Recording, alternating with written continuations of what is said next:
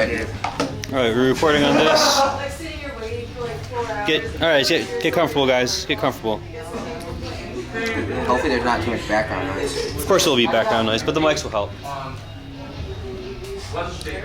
Get rolling on that. Let me know when you're good. Loading. We're here with Cruz. Don't do that. What are you doing? Fixing it, making sure it's all good. Don't worry. We're all set. Jesus. You just took the noise right out. Hey man, You'll be fine. You'll be fine. You'll be fine. Don't talk to me about it. Yeah. You can do whatever you want like his machine. My white privilege. Did you get this thing used? Bro, I can't wait all day for this to load.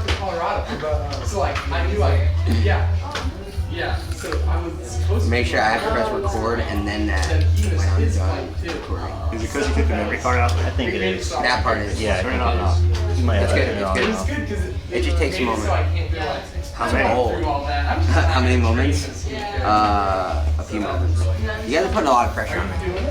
We're trying to see if you're like under pressure. It's called production work, Zach. You're talking to the producers of Onnit Invitational right here. I thought people from California You're would talking to the chill, producers of man. Onnit Invitational. Like we've never had. There it is.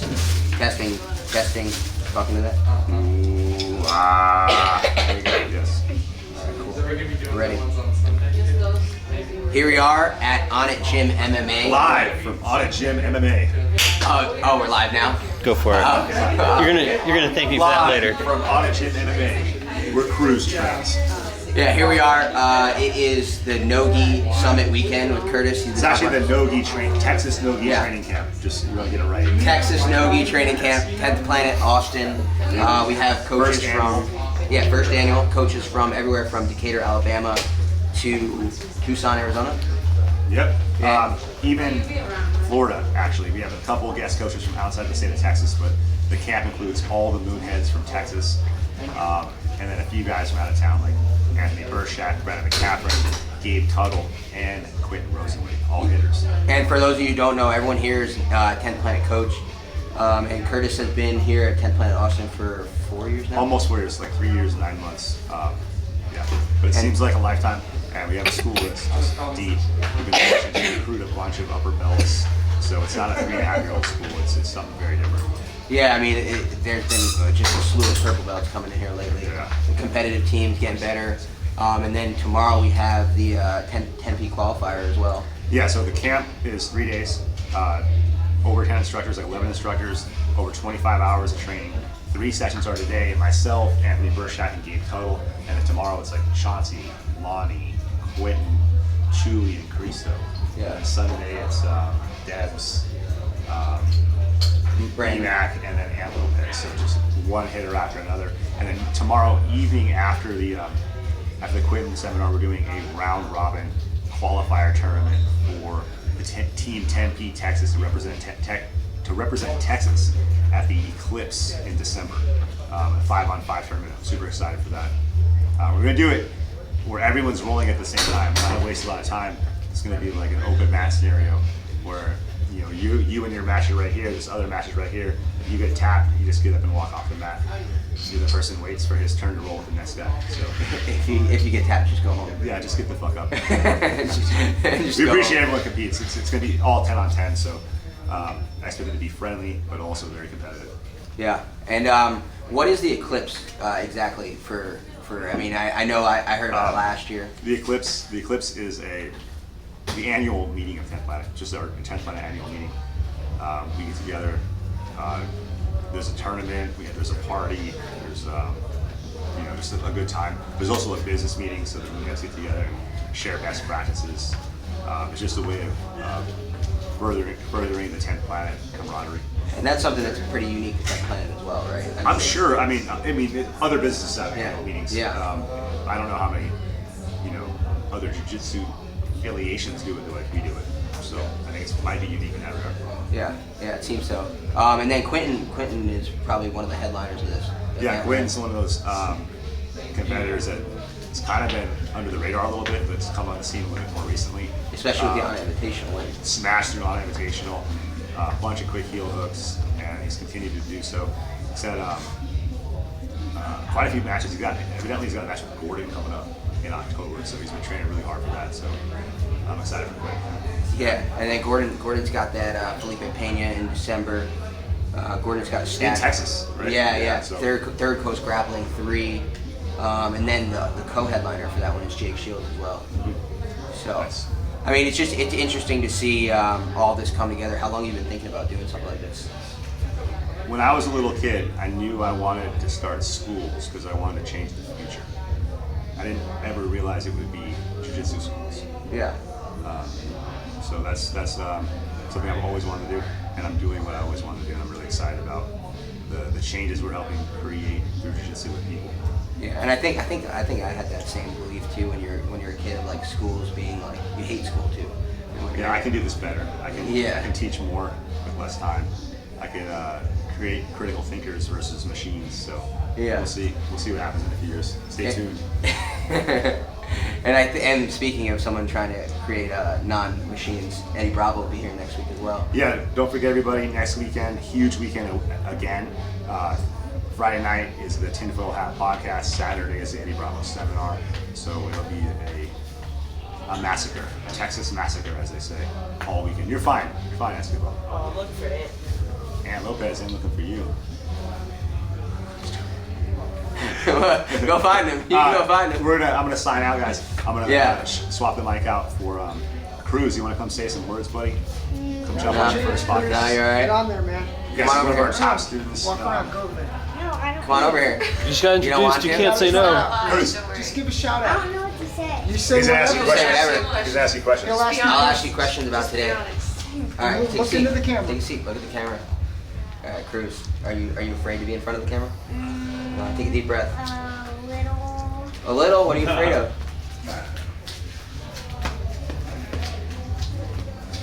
What are you afraid of? I'm just kind of shy. You're shy? Yeah. Well, why are you shy? I don't know. You don't know? You're not sure? Yeah. Are you feeling self-conscious in front of the camera? Yeah. Well, you got a lot of Kimuras in your game that most people don't have. What'd you learn today? Oh. Let's go over that. You won't be scared about that.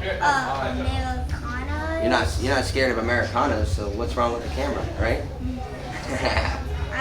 I won the Americanas and then I won that triangle from the back. Mm-hmm.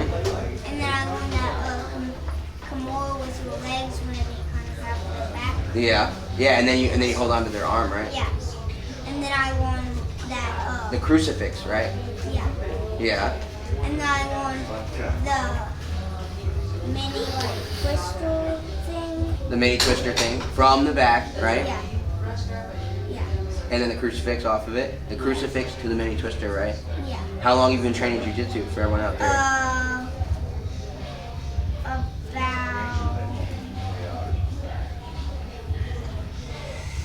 8 months? 8 months. Yeah, 8 months. And then I think you won gold at one point, right? Yeah. Where'd you win gold? Onnit World Open. Yeah? Yeah. What bracket were you in? Beginner. Beginner, but what size? How much did you weigh? I weighed like 45 pounds. Was that your weight class and you dominated all the other 45-pounders? Yeah. Yeah? Good. Well, what do you think you're going to be doing in 5 years in your jiu-jitsu game? Are you gonna keep being here at 10th Planet? Yeah. Probably. Probably. I hope so. Are we on alert? Are you a free agent? No. No. All right, good. We want you here. Are you gonna keep coming every day? You come almost every day, right? Probably. Probably. You come 4 or 5 days a week. But if my dad gets a job, I might only come Saturday. Might only come Saturday. If my dad gets a job. Oh, then we'll only see you Saturday. Yeah. Oh no. We're gonna have to go pick you up and bring you with us. Well, we're gonna sign off now, and thank you for else? stopping in 10th Planet. If anyone's here, Hold on, let me see. Yeah. we'll run through them. Chuy. Chuy. Chuy. I haven't met you yet. Freestyle like Cruz. Yeah, tell us. What do you want to say to the world? Yeah, if you had a billboard and you could put anything on it, what would you put on it?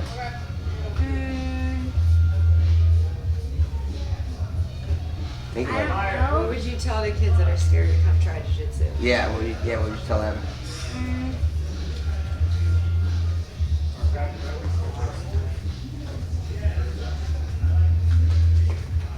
It's no big deal. It's no big deal. That's a good answer. That's a pretty good answer. It's good, dude. Here, we're gonna have Chris jump on. Thank you. No, for no, stopping by, we're Cruz. recording. Hey, Cruz. Good Cruz, job. come here. Way to go, Give me Cruz. 5. What's up? Yeah. Good job. I'm here with Cristobal, right? Yes, sir. What's your full name? Cristobal Chavez. Cristobal Chavez from 10th Planet. Planet El Paso. Hell yeah. And how long you been out there? Going on 10 years now. So, 10 years as the leader of 10th Planet El Paso. no, about 8 years of that. Have- When I was and where were you training before this? there at 10 Planet El Paso. Oh, and now you're a teacher there? Nice. So 10th Planet El Paso has been there for 10 years. Damn. So that was probably one of the first schools outside of California. No, I don't think so. I don't know, but I don't think so. I don't think, definitely not. One of the first 10th Planets outside of California. Okay, outside of California, yes. I'm just thinking another affiliate, but yeah, maybe outside of California. Yeah. And then what got you into jiu-jitsu? Pretty much all the wrong reasons. I used to like getting into like fights and stuff like that, so I wanted to do MMA, and started training, which I thought I was gonna do MMA, and it was jiu-jitsu, and then never stopped after that. Jiu-jitsu was the one you wanted to do? Yeah, definitely filled my mind with kind of like getting my mind blown every single day of all the technique and stuff like that, of different styles of being able to dismantle someone. Yeah. What are you planning on teaching this weekend? What would you say your game is most, like, your strengths and what you go to in competition? Depends. If I'm on bottom, usually working my lockdown sequences, my whole game from lockdown. But when I'm on top, I feel like I'm pretty good at passing guard, and I'm just gonna go over like kind of like this little system that I put together from quarter guard. So I'll do a standing knee slice pass, which is pretty much my go-to pass. And then from there, from quarter guard, I probably have like 11 different options. I'm gonna go over I'm not gonna go over all of them, but there's some really good options from there that I really like to hit, and I hit them off. Yeah, Eddie had something he taught at that seminar in Dallas that really hit me was once he got to a position, he taught us the 4 pass off of that, and like you said, options, and then you create the whole system off of that. Yes. So I mean, everyone in 10th Planet kind of, for those of you who don't know, everyone seems to everyone has the same progressions, the same A, B, C, all these sorts of days, and then as your own coach, you feel like, did each coach develop his own systems off of these that work for him and that he really, feels like, comfortable with it, like that become part of your game? Definitely. When you find a spot that you always find yourself caught in. Yeah. And from that spot, you just you have to develop. Like you'll get like one thing, maybe 2 things from there, and then and those are working for a while. But once those stop working, because people have to, like all your teammates, start catching on to you. You have to develop another one, and then you just keep. But you're still getting to that same spot. It starts becoming kind of like your trademark in a sense. Yeah. Then after a while, you have different options from that same position, just because you know all the outcomes and all the counters to when you're in that position. So that's when you start developing the system, and it gets even better because now your go-to that wasn't working anymore because you only had that. When you add other options, and that starts becoming kind of your go-to. You could start going back and forth, and then you become a little bit more unpredictable. Okay. Yeah. No, it makes complete sense. And then that's a spot you find yourself in quite a bit when you're at the level I'm at. That standing knee slice pass is one of my go-to passes. And then what you're saying, that's that next level of like starting to understand that once this gets shut down, we got all these things to go to as well. Yes. Once I'm in that ankle where people are kind of holding on to you for dear life, especially if it's a points tournament, they don't want you passing. Even if it's a submissions only tournament, maybe they want to hold on to that ankle to start trying to look too many stumps and stuff like that. Yeah. Maybe Z guard, then you're in that position often. Hell yeah. It gets harder and harder to be passing people's guard completely. The more and more you progress. So sometimes people are holding on to something for dear life. You're beating your ankle in this situation. Having a whole system from there makes your game a lot fun. Did you pursue MMA? I did. At first. Yes, I did. I went 6-0 amateur, and now I'm 4-2 pro. So you're still doing it? I want to say that I haven't fought like in 2 years. I had twin boys. They're a year and 10 months now. So ever since that happened, I've kind of been, unfocused on my MMA career. And just at the level that I was fighting at already, I take it very serious that, my health and my brain and stuff like that can, take some damage where it's very important to me now. So I'm not going to get back in there unless I know I'm really prepared as can be. And right now, I'm just kind of like still putting everything back into organization now that I have kids. Now putting your training schedule and everything. Yeah. Just that, and also focus. Just having everything else nice and organized to where when you're there, your full mind is there, focused. You know what I'm saying? Yeah. I can see that too. Of having two baby boys, not really wanting to. I mean, if you got the school going on, you got everything else going on. The priority is to want to be around the little guys, right? Definitely. Now, is Chuy your cousin? He's your cousin, and he's 10th Planet El Paso guy as well, right? We just opened up 10th Planet West El Paso, and he's the one running that one. And one of the questions I have for guys is who's the best student, and is it definitely be Chuy. I don't consider him my student per se. He's definitely a student of the school where we all learn from each other and stuff like that. But he's been training longer than I have. He wrestled in college and stuff, so he's got a lot of stuff to teach me. Yeah. And who is the best 10th Planet guy that we haven't heard about yet? Probably him, Chuy, but you're starting to hear from him. He got to the finals at that last Combat Jiu Jitsu tournament with one of the bantamweights. He won the Tempe qualifier, right? Yeah, the Tempe qualifier, and then also the one in San Diego. I forgot what that tournament was called. The Ultimate Mat Warriors. Or my other student, Andy Varela, he's a brown belt. He's over at 10th Planet Las Vegas with Casey now, being one of the coaches and one of those guys. Those guys are the two guys that are going to be, in a couple of years, are going to be one of the most known. Yeah, for sure. And let's introduce Chuy over here, get on the podcast. Hey, thanks for stopping by, bro. Of course, bro. I appreciate it. I'll see you tomorrow for class. Cousins. This is Chuy Urbina, as you just said, right? Urbina, right? Yes, sir. Yeah. And as you just said, the bantamweight runner-up in Combat Jiu Jitsu. Now, how long have you been training, and where'd you wrestle in college? I've been doing wrestling since I was 14, 16 years, and been doing Jiu Jitsu for 14 years now. As for my college background, or my wrestling background, I used to wrestle Division II over at MHG, New Mexico Highlands University. Nice. So you're from El Paso as well? Yes, sir.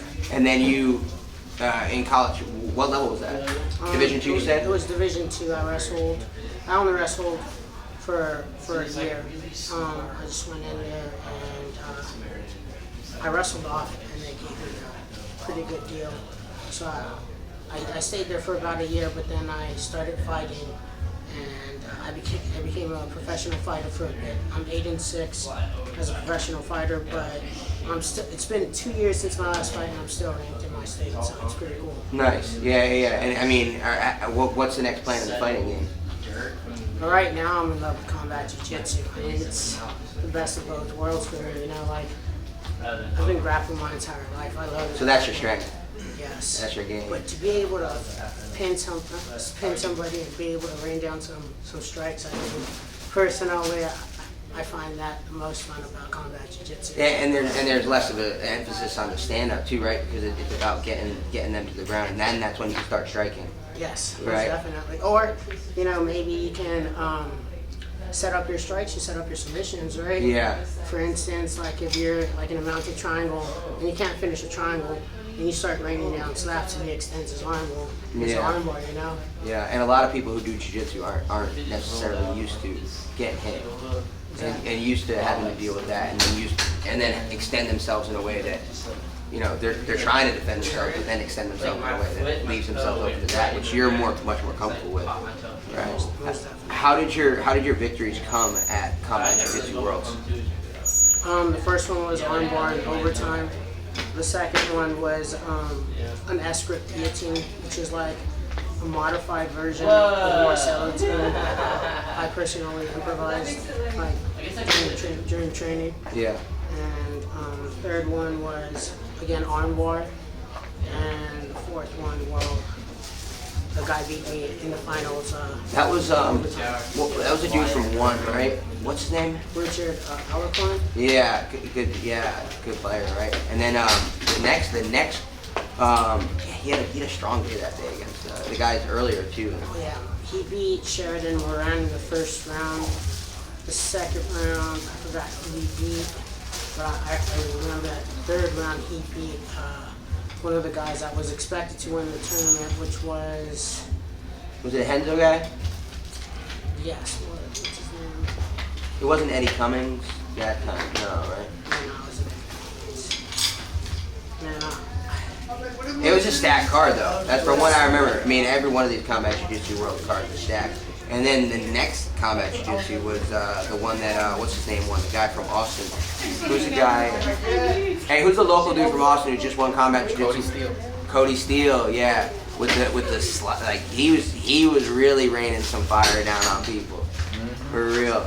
And another question I have for, all right, so actually you got West El Paso's opening, right? You're about to open West El Paso. We already opened it. You already opened it. How long has it been open? It's been open for 3 weeks. It's been going good. Everything's been going well. We have a lot of new people constantly dropping in, and it's going good. Thank God. Yeah, I mean, I'm sure it'll continue to go well as you continue to have success as well on the mat, on your own too. And then the other thing is, it's always interesting to me too, being someone. I was in New Jersey before I came down here. And the first thing I looked up was 10th Planet Jiu-Jitsu. So people are always making that Google search, where's the closest 10th planet? And now you're about to be that guy, which is part of the beauty of this system, it feels like. Almost that. I mean, personally speaking, I think 10th Planet is the best system just because there's always so much competition, you know. We as a team, 10th Planet, like nationally, we collaborate a lot together, you know. And it's a beautiful thing because even when we're not training against other schools, we're training amongst ourselves. Yeah, amongst killers too. Yeah. And like that saying goes, iron sharpens iron, right? Yeah. So, for example, that 10th Planet qualifier was a tough match to get to. Yeah, I mean, who did you beat at 10th Planet qualifier to get there? The first one was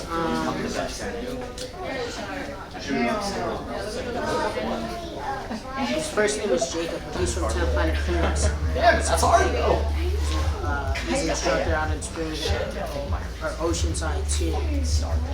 Jacob's very good. He's a brown belt. Second round, I ended up beating. I can't pronounce his first name, but Izzy. He trains over there at 10th Planet headquarters. Okay. And the third guy, his name is Tony again. I'm very bad with last names. But Tony, he owns a school out in California. Yeah, so you were going after people who know what they're doing. Oh yeah. People who, and people who own schools. So these are people who are brown belts, black belts. And that's the thing about, we were talking about with Curtis, we were just talking about the Eclipse meeting that happens every year. The quintet, there's going to be a 10th Planet Texas quintet going out there. And just that collaboration, that meeting of the minds, and then the system itself, and the continuation of the system, like having Eddie's system and having the A through H day, and then going through these moves. We're all on the same plan. We're all learning the same stuff, and we're all then continuing to build off of that. And on that, what do you plan on teaching this weekend? My S-grip guillotine, some takedowns off the chin strap, and just my game. I love to teach. Different types of shows, something collar tie. Hey, because of your wrestling background, does that feel like a strength for you too? That background?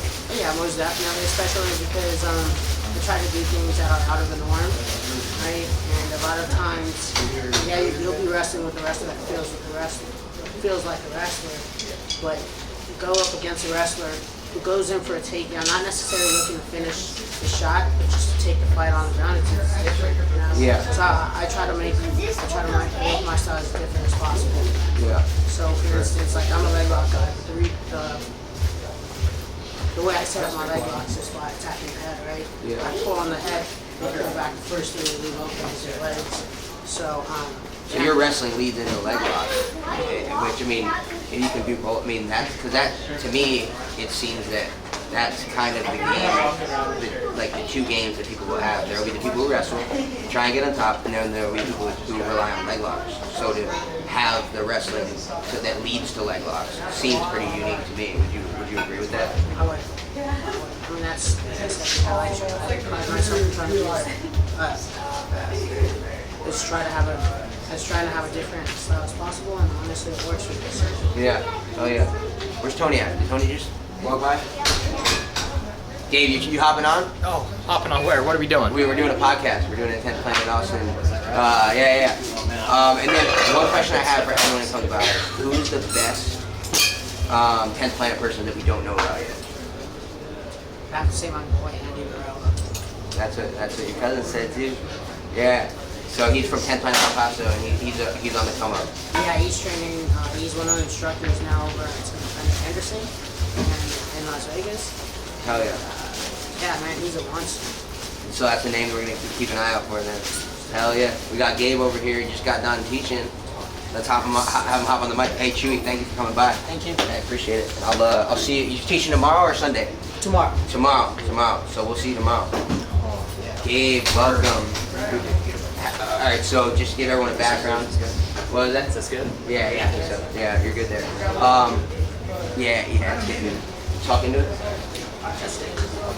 Talk a little bit louder. A little bit louder. Testing. 1, 2. Yeah. A little bit better. Yeah, you're good. All right, so you just got done. Gabe is from Brown Belt, 10th Planet San Diego. Yeah, I've been at 10th Planet San Diego. Actually, since the grand opening, I just went there like randomly for an Eddie Bravo seminar. Did not even know that the 10th Planet was opening up. It was just at like some random MMA gym. Yeah. And showed up and like Urbina was there and Gio. Shit, what's happening here? Big ass banner for 10th Planet San Diego. So shit, there we go. We got one a little bit closer to me now. Was that your first experience with Jiu Jitsu? No. So I've been training for like a year prior. The year prior? But yeah, like when I came to Boogie, I was still a white belt. So Yeah. he's belted me all the way until brown now. So. What? How old were you when you got into it? 23. 23. Yeah, I'm 28 now. Did you wrestle or anything in college? Just a lot of hours on the mat in those like 5.5 years that I've been training. What Just was a lot, your- a lot of time? What was your athletic background before then?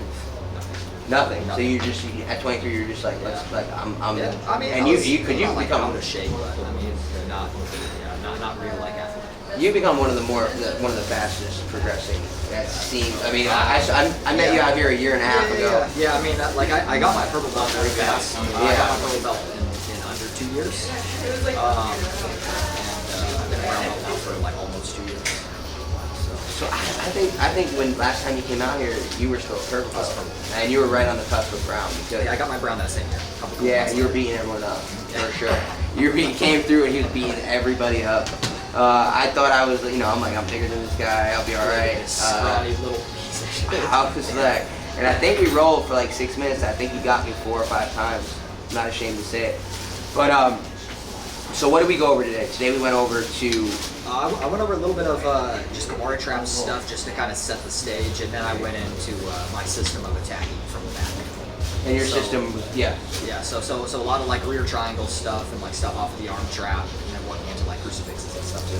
Which is exciting to know, to have learned, because that works into our game here. Yeah, absolutely. A lot of that Kimura stuff, we've been doing that Kimura to the arm bar, but now we've got something else off of that as well. Yeah, and that's the cool thing about the Kimura too. Like you can literally ride that into any position you want.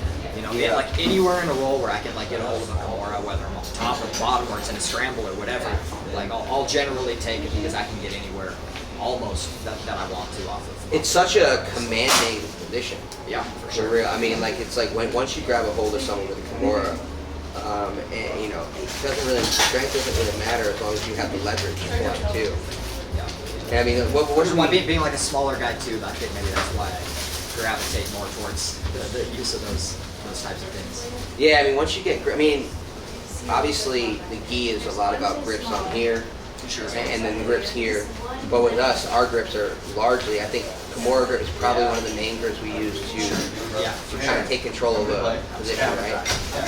Yeah, overhooks, of course. But yeah, man, a lot of key locks. And like what Curtis was showing too, on the reversal, like Americanas, he showed a lot of cool ways too. I was surprised at how well you can ride out positions with the Americana as well. There was a lot of positions where I felt like I could turn and kind of move my hips around and try to get a better angle, man. But if you're rolling with it the right way and moving with it the right way, dude, even like that Americana grip is very, very strong for riding out position. So that was cool too. Curtis taught a dope seminar. You know what I like when he teaches a lot too, the way he uses his head, the way he was using it in the Kimura, you know, to keep control there. He also teaches us a lot of putting the head under their chin. Okay. Right. You know, moving their spines so they can't move, so they don't have any strength. And then, but one of the questions I had is why did you start doing jiu-jitsu? Man, I've been a big fan of like the sport of MMA for a long time, like since the early 2000s. Yeah. So I just got exposed to it through there, and I mean, just through listening to like podcasts and just knowing people who train, there seems to be like a very unanimous outlook that jiu-jitsu enhances just about every part of your life possible. So, you know, it sounds cliche, but yeah, you know, I just decided, fuck it, we're gonna give it a try, see what's up. Yeah, it's kind of history. But yeah, I just exposed to it through MMA. Just a big fan of that sport. And I had that same experience with podcasts too.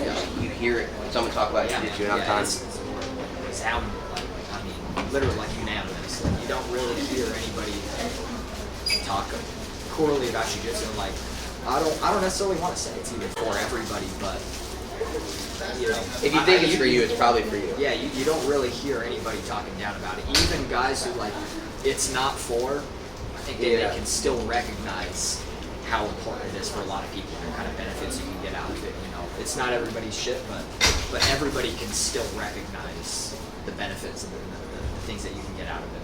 So, for sure. Even if you don't train.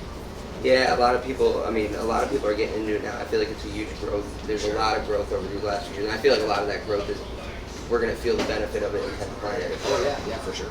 Well, especially because like I think with the sport of jiu-jitsu too, just training, not even I guess the sports side, but even like street practicality side, of course, like no gi is just a little bit more applicable. But a lot of people are going towards sub only, so no gi, you know, of course, is getting bigger, and you know, 10th planet is like one of the front runners in the no gi systems of jiu-jitsu. So.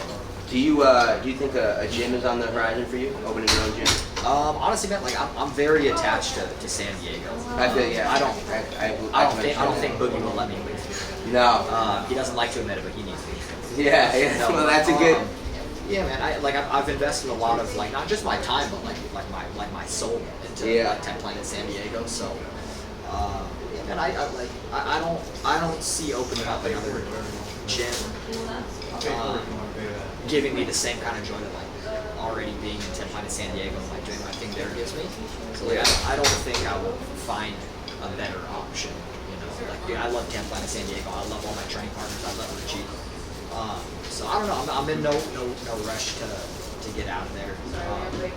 So for the foreseeable future, I think that's where I'm gonna be. Yeah.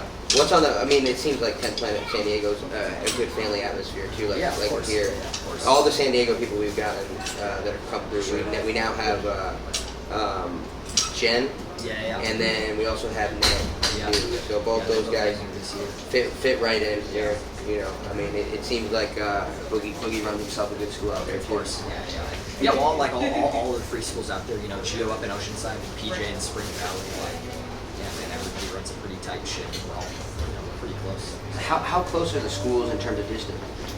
Spring Valley is probably like 20 minutes away from San Diego, and that's like kind of in the middle, and then up north, you know, about 45 minutes maybe. I guess it depends on traffic, but Oceanside and stuff. Okay, so less than an hour to each school. So.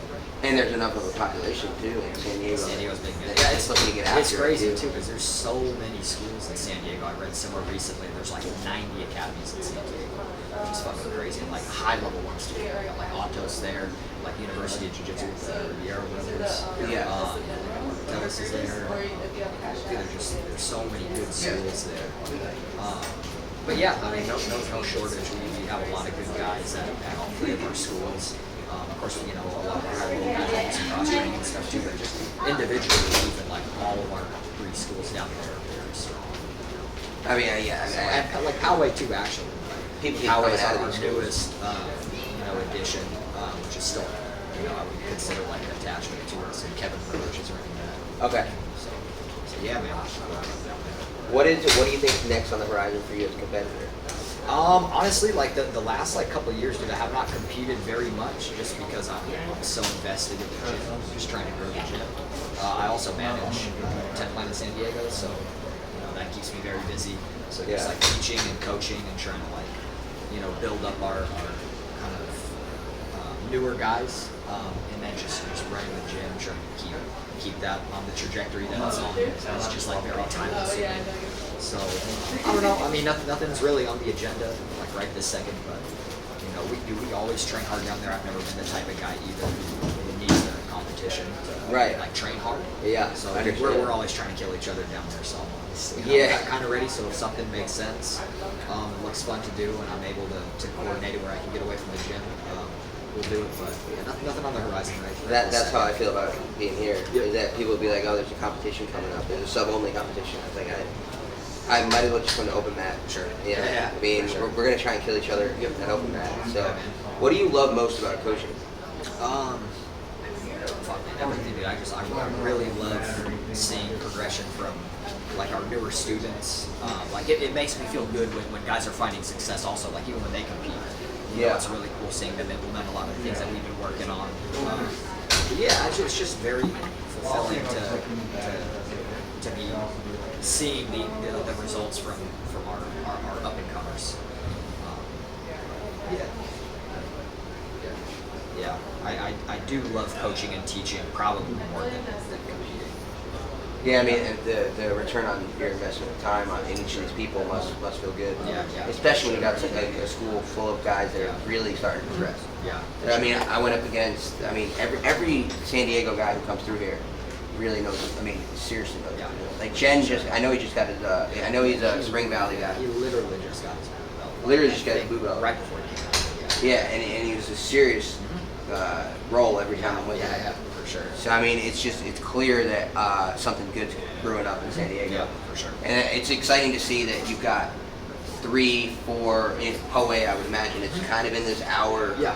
Right. Like, and you've got 4 successful schools right there, and that's what we're trying to build out here in Texas now. Dude, you guys are doing. Yeah, I was just talking to Curtis a little bit yesterday, but yeah, man, you guys are killing it down here. I definitely feel like at home in all the Texas schools too. Like, you guys have such a good energy. Like we all seem to be on like the same wavelength. But yeah, dude, you guys are doing the exact same thing. It seems like the same kind of recipe. But yeah, man, you guys are doing some down here. Curtis seems like he's doing big things. Yeah, we're all doing the same thing in just different places. Yep. Like we're all like living like the same life, just in different zip codes. Yep.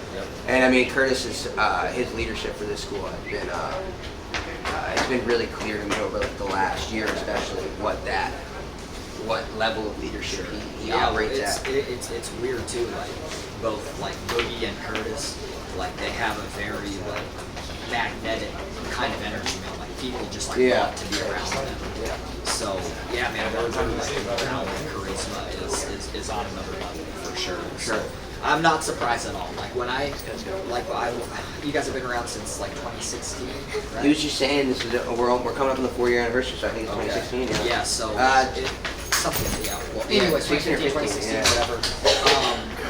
I knew right away, like when I saw the 10th line was opening up down here, I knew immediately. I was like, oh shit, like that is going to blow up for sure. Like, as long as they have like a good instructor and like somebody good who's kind of in charge of running it, like that spot is going to fucking. And when I saw Curtis was at the head of it, it confirmed it. And here we are seeing it all. And here we are. I mean, almost 4 years in, and he's holding like. I mean, the amount of seminars we've had this year has been really impressive. Yeah, it's crazy. You guys got like Eddie coming down like in a week, right? We had him come down last year too, and that's the thing now having San Antonio is that Eddie will come down or someone will come down. And those San Antonio people can now come up here. Usually they're coming up here. Sometimes we're going down there. But yeah, I mean, and now having multiple schools here is making it worth it for everyone now. For sure. They got various reasons to come down here. We're about to sign off for the Anthony Burchak seminar. Coming up. Yeah, but one final question: who is the best up and coming 10th planet guy that you don't know about? And seeing as where you're located, I think you'll probably have a few for us. Actually, I'm gonna shout out Sloan, the Sloan climber. He's one of our brown belts.